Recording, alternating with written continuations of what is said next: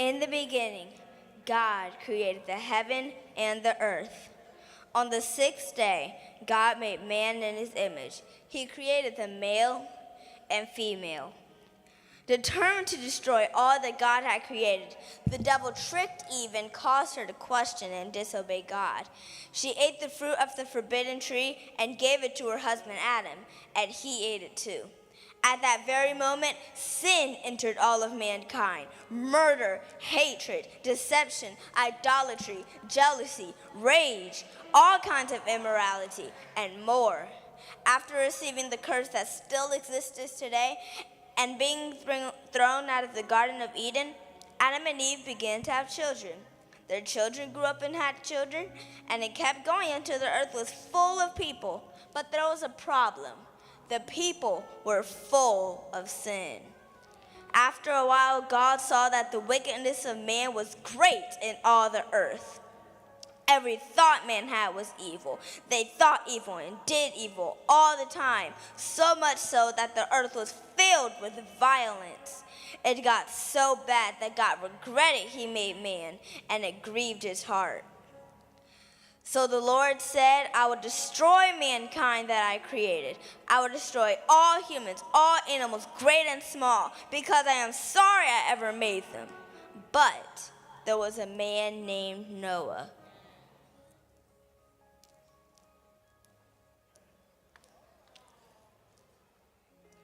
One day, God spoke to Noah. Noah, mankind has come to an end. I'm going to destroy them because they are evil and have filled the earth with violence. Build an ark of gopher wood with rooms inside, 3 decks and a door. Cover it inside and out with pitch. I'm going to bring a flood of waters upon the earth to destroy all flesh. But I'm going to make a covenant with you. You and your wife, your sons, and their wives shall come into the ark, and you will live. Along with your family, bring with you 7 pairs of all clean animals, a male and female, a pair of unclean animals, a male and female, and 7 pairs of the birds, male and female, to keep their offspring alive on all the earth. And Noah did all that God told him to do.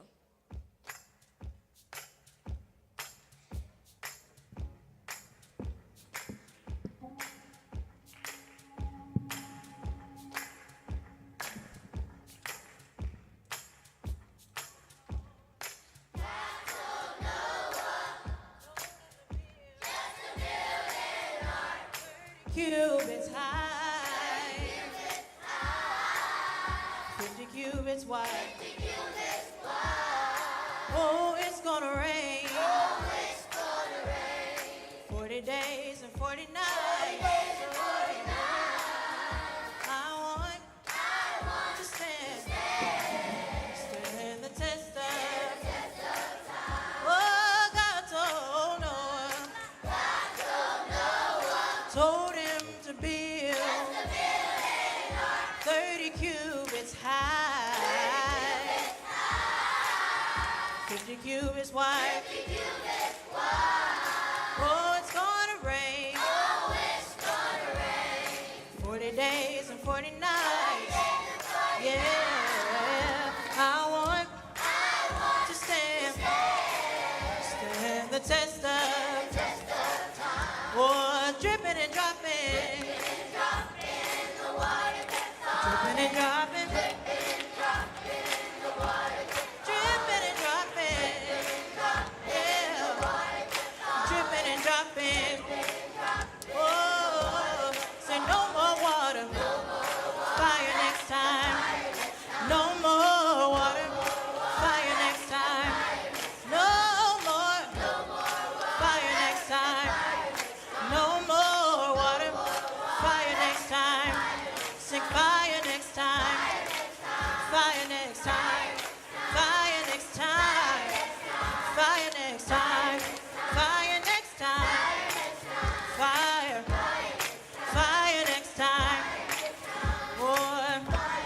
Say no more water. Fire next time.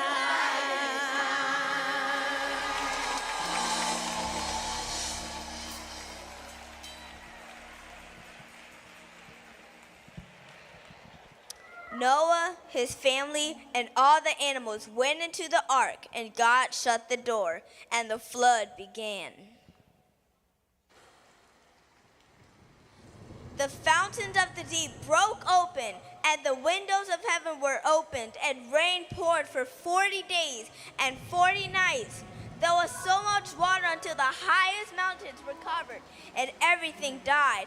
All living creatures, the people, the birds, the farm animals, wild animals, the creepy crawly bugs, all dead. Only Noah and those that were on the ark with him lived.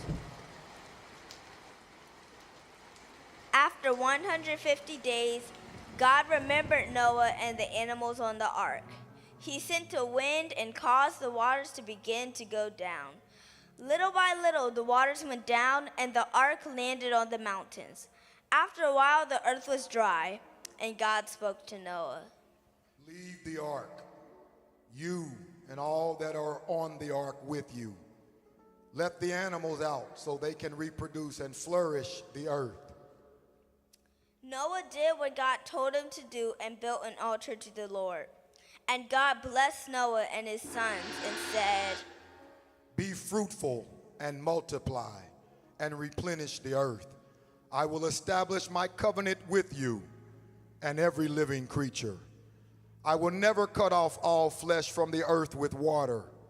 There will not be a flood to destroy the earth. And this is the sign of my covenant, my rainbow.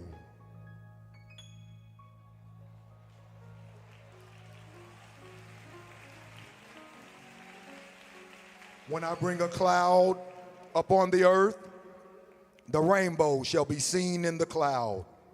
And I will remember my everlasting covenant between all living people and animals upon the earth.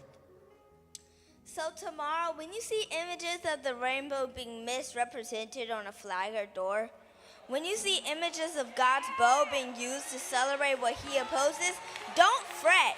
That's not his rainbow. He said his rainbow is set in the cloud. When you see his rainbow in the cloud, remember God's promise. When you see his rainbow, think about God's mercy and his grace. When you see his rainbow, think about his love.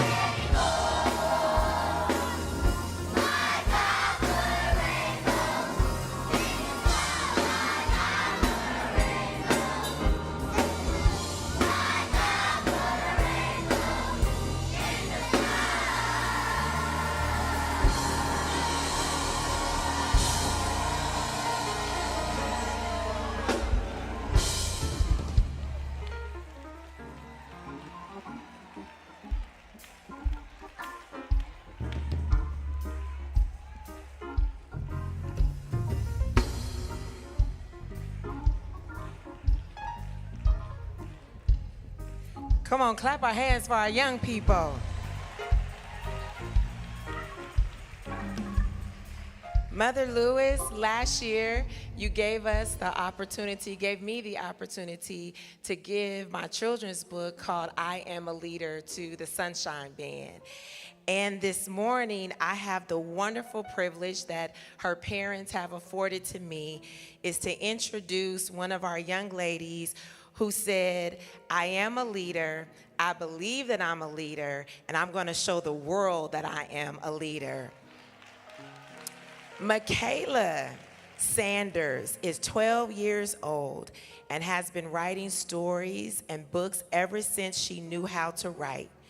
Inspired by some of her favorite authors, Michaela loves making stories to entertain herself and other people.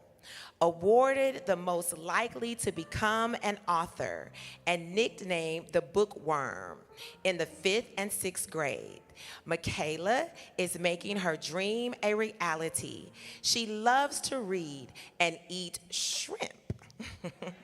In her spare time, she enjoys learning to crochet, cook, shop, and draw. Michaela loves her family and loves anything to do with pastel colors. I am so honored as a book publisher. She is our youngest author that my company has published. She is 12 years old with her first book entitled The Hidden Diamond. She's gonna tell you more as she speaks to us, but let's make some noise for Miss Michaela.